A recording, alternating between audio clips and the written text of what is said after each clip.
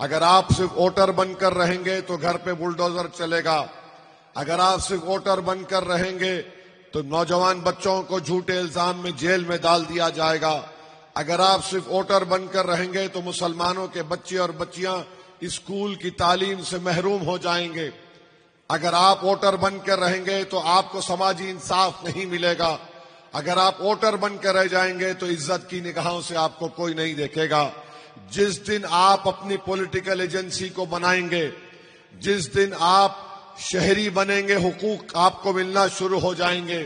Citizen with rights ایک voter سے بڑا ہوتا ہے. یہ تمام سیاسی پارٹی، چاہے بی جے پی ہو، یہ اجیت پوار ہو، شنڈے ہو، یہ صرف ڈرا کر آپ کا ووٹ حاصل کرنا چاہتے ہیں. دوسری جانب کانگریس ہے، یہ صرف آپ کو ووٹر اس لیے بنانا چاہتی ہے تاکہ کچھ آپ کا کام نہ ہو سکے. مجلس آپ سے کہہ رہی ہے کہ آپ لیڈر بنیے، سٹیزن وتھ رائٹس بنیے.